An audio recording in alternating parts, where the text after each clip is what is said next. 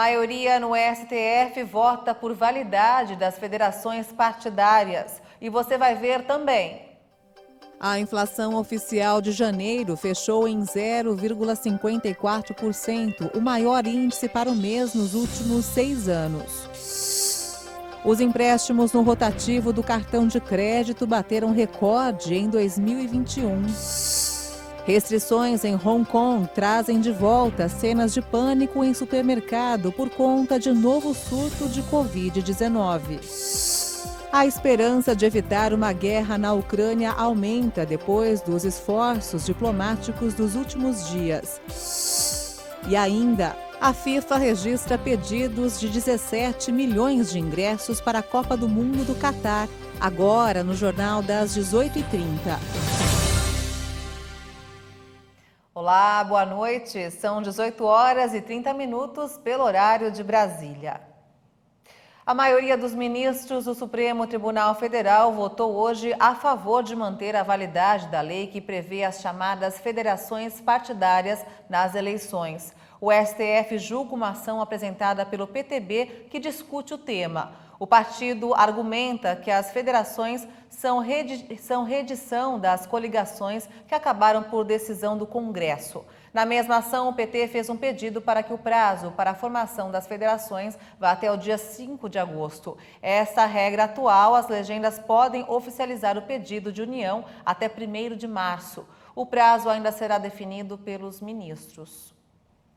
A produção industrial fechou o ano de 2021 com alta de 3,9%, segundo a pesquisa industrial mensal divulgada hoje pelo IBGE. Com o resultado, 2021 fechou com crescimento em 9 dos 15 locais analisados.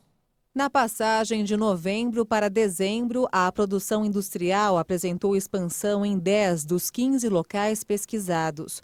Os destaques ficaram para Santa Catarina, Minas Gerais e Paraná. Os primeiros em crescimento absoluto, além de São Paulo. 11 das 18 atividades da indústria paulista apresentaram crescimento, com destaque para o setor de veículos. No estado catarinense, o setor de vestuário impulsionou a expansão. A metalurgia também colaborou com alta em artefatos e peças de ferro fundido. Em Minas Gerais, o destaque também foi o setor de veículos, seguido pelo setor metalúrgico e extrativo, que apresentou maior produção de minério de ferro. O Paraná apresentou a terceira maior expansão, impulsionada pelo setor de máquinas e equipamentos. A indústria paranaense teve aumento na produção de maquinários para colheita e tratores agrícolas. A inflação oficial do Brasil avançou em janeiro e registrou a maior alta para o mês em 6 anos. O índice desacelerou em comparação com dezembro, mas ainda segue acima de 10% em 12 meses. A inflação oficial de preços subiu 0,54% em janeiro. Essa é a maior alta para o mês desde 2016. Apesar da desaceleração em relação ao salto registrado em dezembro, o Índice Nacional de Preços ao Consumidor Amplo apresenta variação de 10,38% no acumulado dos últimos 12 meses. Para este ano, a meta definida pelo Conselho Monetário Nacional para o Índice Oficial de Preços é de 13,5%, com tolerância de 1,5 ponto percentual. Em janeiro, o salto dos preços foi influenciado principalmente pelo grupo dos alimentos e bebidas. As carnes e as frutas aparecem entre os principais destaques para a valorização dos alimentos no mês passado, embora a alta tenha ocorrido em ritmo menor do que em dezembro. Também contribuíram para esse aumento significativo os preços do café moído, que subiram pelo 11º mês seguido, acumulando alta de 56,87% nos últimos 12 meses. A desaceleração da taxa mensal do IPCA foi guiada pelo grupo dos transportes, com destaque para a queda nos preços da gasolina, do etanol e das passagens aéreas. Em habitação, os preços também recuaram em relação a dezembro, principalmente por conta da redução da energia elétrica, embora ainda permaneça em vigor a bandeira de escassez hídrica, que acrescenta R$ 14,20 na conta de luz a cada 100 kWh consumidos. Em janeiro, os preços do gás de botijão também recuaram pela primeira vez após 19 meses consecutivos de alta. Em 12 meses, o botijão acumula aumento de 31,78%. Entre os demais grupos, a maior variação veio dos artigos de residência, com destaque para eletrodomésticos e equipamentos, mobiliário e TV, som e informática. O Conselho de Direito Administrativo de Defesa Econômica aprovou hoje a venda da operadora de telefonia Oi, que estava em recuperação judicial, para as 3 maiores empresas do setor. A Vivo, a TIM e a Claro vão pagar 16 bilhões e meio de reais para ficar com 40 milhões de clientes. Tudo dividido. Houve um empate entre os conselheiros para autorizar o negócio, que foi decidido pelo voto de Minerva do presidente do Conselho, Alexandre Cordeiro de Macedo. Os clientes terão um prazo para se adaptar. E a procura pelos empréstimos por meio do cartão de crédito rotativo no ano passado foi a maior em 10 anos. Segundo o Banco Central, as concessões com a taxa de juros mais alta do mercado bateram recorde na série histórica iniciada em 2012. O crédito rotativo do cartão de crédito é acionado por quem não consegue pagar o valor total da fatura na data do vencimento. A parcela que deixou de ser paga é considerada nas estatísticas do Banco Central como essa linha de financiamento. O crédito rotativo concedido pelas instituições financeiras no cartão somou quase 225 bilhões de reais em 2021, uma média mensal de 18 bilhões e 700 milhões de reais. Isso representa um crescimento de 23% na comparação com os cerca de 183 bilhões de reais registrados em 2020. O aumento da procura pelo cartão de crédito rotativo ficou acima da expansão média das concessões de todo o crédito bancário em 2021, que foi de 19%. Esse crescimento também coincidiu com a alta dos juros, da inflação e no endividamento das famílias com os bancos. Em relação à renda acumulada em 12 meses, o endividamento atingiu 51% em outubro do ano passado, que também foi um novo recorde. A Associação Nacional dos Executivos de Finanças, Administração e Contabilidade afirmou que o desemprego, a queda de renda por conta da inflação ou renda reduzida na pandemia colaboraram com a alta no endividamento dos brasileiros e numa maior demanda pelo cartão de crédito rotativo. E vamos agora ao mercado financeiro. O dólar fechou em queda nesta quarta-feira, o menor patamar em quase 5 meses. As vendas de moedas no Brasil ocorreram em mais um dia de expectativa por risco no exterior, que resultam em ganhos para a classe de ativos emergentes. A moeda norte-americana caiu 0,65% e encerrou o dia cotada a R$ 5,225 na venda. Um decreto editado pelo governo federal reformulou o programa Brasil Alfabetizado. A medida visa garantir o acesso à alfabetização da população com 15 anos ou mais em todo o território nacional. O programa Brasil Alfabetizado foi concebido para suprir a lacuna de um contingente de cidadãos que apresenta dificuldades em acompanhar o regime regular das aulas de educação de jovens e adultos, uma modalidade de ensino formal da educação básica que ocorre dentro das redes educacionais. Entre as novidades no projeto, serão disponibilizados pelo governo federal materiais de orientação, de formação, de apoio e instrumentos de avaliação. O objetivo, segundo o Ministério da Educação, é conferir maior efetividade à atuação dos alfabetizadores. Há ainda a previsão de que a pasta poderá oferecer assistência financeira a estados e municípios que aderirem ao programa. Para que isso aconteça, os entes interessados devem apresentar um plano de alfabetização com diagnóstico local e a estratégia de monitoramento a ser desenvolvida pelas autoridades estaduais e municipais. O governo deve lançar em 30 dias o programa Metano Zero, que vai estimular a transformação do gás de efeito estufa em biocombustível, com auxílio financeiro de bancos públicos. A informação foi dada pelo ministro do Meio Ambiente, Joaquim Leite. O ministro disse que o governo federal regulamentou a Política Nacional de Resíduos Sólidos em janeiro e agora prepara o programa de metano. Joaquim Leite afirmou que o Brasil tem potencial de geração de biometano que vem dos resíduos urbanos e rurais. O biocombustível pode substituir o diesel de máquinas pesadas na produção agrícola. Em novembro de 2021, o Brasil aderiu ao compromisso global para a redução das emissões de metano durante a COP26 em Glasgow, na Escócia. O acordo prevê a redução voluntária de 30% das emissões no mundo. Leite também afirmou que o governo e o Congresso Nacional vão criar e legalizar o mercado de carbono do Brasil com exportação de créditos. No mercado de crédito de carbono regulado, o Brasil poderá reduzir a emissão do gás com certificação e exportar o crédito para países que não tenham alcançado a meta. O ministro afirmou ainda que o Brasil deve ser o país que mais vai se beneficiar nesse mercado devido ao baixo custo de redução de emissão em relação a outros países. Isso se deve às diversas fontes energéticas disponíveis, entre elas a renovável, além da proteção e recuperação de florestas nativas. E você vai ver ainda nesta edição, a esperança de evitar uma guerra na Ucrânia aumenta depois dos esforços diplomáticos dos últimos dias. E ainda a FIFA registra pedidos de 17 milhões de ingressos para a Copa do Mundo do Catar.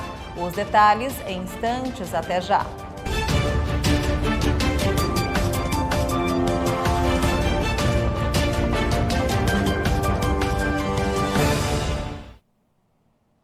Estamos de volta e vamos agora direto ao Rio de Janeiro conferir as principais notícias desta quarta-feira do estado do Rio com o repórter Anderson Nascimento. Boa noite, Anderson. Boa noite, Maria Alice. Boa noite para todo mundo. Olha, nesta quarta-feira, o Rio de Janeiro vacinou meninos e meninas de 5 anos de idade, a última idade do calendário. Contudo, muitas crianças ainda não receberam o imunizante. Amanhã começam as buscas por crianças que ainda não foram vacinadas contra a Covid-19. Para isso, a Prefeitura do Rio informou que vai utilizar os dados disponíveis nos postos de saúde e assistência social, além de cadastro do governo federal. Com esses dados traçados, o município vai contatar os responsáveis. Essa medida se deve por conta do baixo índice de crianças vacinadas. Até o momento, menos de 270 mil já receberam a dose do imunizante. Contudo, só no município do Rio, são 560 mil cariocas com idade entre 5 e 11 anos. Uma das alternativas para conter a baixa aceitação da vacinação infantil é um projeto a ser debatido na Alerj, que visa a obrigatoriedade da apresentação do passaporte da vacina no ato da matrícula escolar. E, caso aprovado, a escola poderá acionar o Conselho Tutelar para resolver a situação. Agora vamos falar sobre justiça. O sargento da Marinha, Aurélio Alves Bezerra, que matou o vizinho Durval Teófilo, filho de 38 anos, pode responder pelo crime em júri popular. O militar declarou à polícia que acreditava que seria assaltado quando viu Durval, que é negro, tentando entrar no condomínio onde morava. O sargento afirmou ainda que o vizinho estava mexendo em algo na região da cintura, o que acreditava ser uma arma de fogo. E nesse momento, ele disparou 3 tiros contra Durval, que não resistiu. Inicialmente, a Polícia Civil do Rio registrou o caso como homicídio culposo, quando não há intenção de matar, a pedido do Ministério Público. Contudo, a Justiça determinou a mudança e o caso foi registrado como homicídio doloso. O caso estava sob a ordem da juíza Miriam Terezinha, que, ao despachar para a 4ª Vara Criminal de São Gonçalo, avaliou que houve a intenção de matar. O militar está preso preventivamente. E para fechar, vamos falar sobre o jovem Iago Correia, que foi preso no último domingo enquanto foi a uma padaria para comprar um pão. As câmeras de segurança mostram que Iago foi abordado por policiais militares na favela do Jacarezinho e levado para a delegacia. A família foi em defesa do jovem e informou que ele estava num churrasco com a família em casa e tinha ido à padaria para comprar pão, realmente para fazer o famoso pão de alho. Iago descreve como foi o episódio. Abre aspas. Quando eu saí da padaria, vi uma correria, vi todo mundo correndo e decidi não ficar para ser uma vítima de bala perdida, porque no Jacarezinho esses fatos já aconteceram. Nessa hora, quando entrei na farmácia, o policial me puxou de dentro para fora e eu disse que era um morador, mas ele mandou eu abaixar a cabeça e não falar mais nada. Fecha aspas. O rapaz foi preso por tráfico de drogas e associação para o tráfico. Contudo, um despacho da Polícia Civil citou que após a conversa com Iago, tiveram a impressão que ele estava no lugar errado, na hora errada. Por fim, na noite de ontem, a Justiça se manifestou pela soltura de Iago, que deixou a prisão após 2 dias na unidade. O jovem ainda não é considerado inocente pela Justiça. Ele ainda vai responder pelo crime e precisa também seguir as medidas cautelares, como não sair da cidade pelos próximos 6 meses e se apresentar à Justiça mensalmente. Bom, eu fico por aqui. Amanhã eu volto com mais informações sobre o Rio de Janeiro. Maria Alice, é com você. Muito obrigada, Anderson. Lamentável aí o que aconteceu com o Iago, mas teve ainda um final feliz. Eu te espero amanhã, então, com outras informações do Rio. Obrigada, Anderson. Bem, no primeiro mês de 2022 foram registrados 100 milhões de novos casos de Covid-19. Isso se deve à alta da variante Ômicron. Já são mais de 400 milhões de infectados em todo o mundo desde o início da pandemia. Segundo dados da Universidade Johns Hopkins, apesar do significativo aumento nas infecções, o número de mortes tem permanecido estável em função do avanço da vacinação e da menor taxa de letalidade desta variante. O estudo indica que os Estados Unidos, a Europa, o Brasil, a Alemanha e a Rússia lideram o ranking com o maior número de casos diários. E um balanço feito por pesquisadores da Fundação Oswaldo Cruz revela que a pandemia de Covid-19 ainda é preocupante por causa da rápida transmissão da variante Ômicron e seu controle depende especialmente da vacinação. Após 2 anos desde que foi decretada como uma emergência sanitária em fevereiro de 2020, os cientistas ressaltam que as demais medidas de prevenção devem ser mantidas. A Fundação afirma em boletim que, havendo uma alta cobertura vacinal, é possível reduzir o número de casos de internações e óbitos, como também bloquear a circulação do vírus. Os pesquisadores também chamam a atenção para a desigualdade na cobertura vacinal no país, já que as áreas das regiões Norte, Nordeste e Centro-Oeste possuem baixa imunização. Isso se deve ao menor índice de desenvolvimento humano, populações mais jovens, menos escolarizadas, baixa renda e residentes das cidades de pequeno porte nessas regiões. A disseminação da doença no país, além de provocar milhares de mortes e sobrecarregar os sistemas de saúde, resultou em uma combinação de efeitos sociais e econômicos que agravam as desigualdades estruturais da sociedade. O balanço da Fiocruz indica maior internação entre os idosos se comparados aos adultos e também níveis preocupantes de crescimento nas internações de crianças.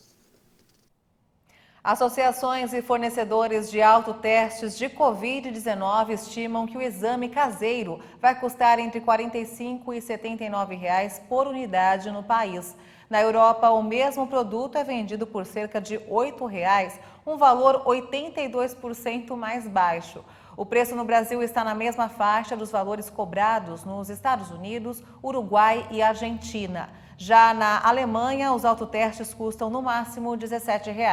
As empresas brasileiras atribuem um valor superior ao europeu à matéria-prima importada, suscetível aos impostos e à desvalorização do real. As restrições em Hong Kong trazem de volta cenas de pânico em supermercado. O território tenta conter um novo surto de Covid-19. As cenas no território após a imposição de novas restrições anti-Covid lembram o pânico registrado no começo da pandemia de coronavírus. Fui ao mercado mais cedo e as prateleiras estavam vazias, só havia milho, a carne tinha acabado. Antes de vir aqui, eu fui ao supermercado e todos os vegetais tinham acabado, por isso vim até aqui em busca de vegetais. As mercadorias frescas, como frutas e verduras, são trazidas do continente e houve uma paralisação temporária das entregas depois que o motorista de caminhão testou positivo. Assim como a China continental, Hong Kong seguiu a política rígida de zero Covid, que manteve as infecções baixas por meio de bloqueios direcionados e extensas medidas de distanciamento social. Na quarta-feira, a cidade registrou 1.161 novas infecções. Um recorde diário, mas um número ainda pequeno em comparação com surtos em todo o mundo. O pico alimentado pela variante Ômicron alarmou as autoridades e a chefe do executivo, Carrie Lam, anunciou novas restrições aos 7,5 milhões de moradores do centro financeiro. Entre as medidas estão o fechamento de estabelecimentos como salões de beleza e apenas 2 famílias podem se reunir nas casas. O brasileiro que fez teste para saber se estava com Covid-19 poderá declarar o gasto para abater no imposto de renda deste ano, mas apenas o que foi realizado em laboratórios comprovados com nota fiscal. Os de farmácia não serão aceitos. A Receita Federal deverá, nos próximos dias, informar todas as regras para o ajuste de contas com o leão deste ano. Normalmente, a entrega começa no dia 1º de março. A esperança de evitar uma guerra na Ucrânia aumentou depois dos esforços diplomáticos dos últimos dias, que criaram possibilidades reais de uma desescalada na crise entre Kiev e Moscou. As ameaças de sanções sem precedentes em caso de ataque por parte da Rússia, assim como o diálogo intenso dos últimos dias, poderiam afastar o fantasma da guerra na Europa, de acordo com o governo ucraniano. O chanceler alemão Olaf Scholz também elogiou nesta quarta-feira o progresso realizado com os diálogos diplomáticos. Esta é a missão e acredito que conseguimos. Você pode ver que algo está acontecendo, mas é muito cedo para dizer que os problemas estão resolvidos. Eles são muito sérios e vão continuar, então por um tempo merecem a nossa atenção. A Rússia, que recebeu a visita do presidente francês Emmanuel Macron na segunda-feira, se prepara para receber por 2 dias a chefe da diplomacia britânica Liz Truss. Neste cenário, Scholz está cada vez mais envolvido como forma de responder às críticas das últimas semanas pela discrição e suposta complacência com Moscou. A FIFA registrou pedidos de 17 milhões de ingressos para a Copa do Mundo do Catar. O primeiro período de venda de ingressos para o Mundial de 2022 começou em 19 de janeiro e terminou na terça-feira. 17 milhões de ingressos para a Copa do Mundo do Catar foram solicitados pelos torcedores durante o primeiro período de vendas. O anúncio foi feito pela Federação Internacional de Futebol, a FIFA. Só haverá apenas pouco mais de 2 milhões de ingressos efetivamente disponíveis para a primeira Copa do Mundo disputada em um país árabe. O evento será realizado em novembro e dezembro deste ano. A maioria dos pedidos corresponde a moradores do Catar. Durante este primeiro período de vendas, os pedidos também vieram em massa de países com forte tradição futebolística e alguns mercados-chave, como Arábia Saudita, Argentina, Brasil, Emirados Árabes Unidos, Estados Unidos, França, Índia, Inglaterra e México. Os ingressos mais procurados pelos torcedores são os da final do torneio, marcada para 18 de dezembro, no estádio Lusail. Foram 1.800.000 pedidos recebidos. O estádio tem capacidade para 80 mil pessoas. E o Jornal das 18h30 termina aqui. Você acompanha outras informações durante a nossa programação. E se quiser rever as reportagens dessa edição, é só acompanhar o canal Hit Notícias no YouTube. Obrigada pela sua companhia, uma boa noite para você e até amanhã. Tchau!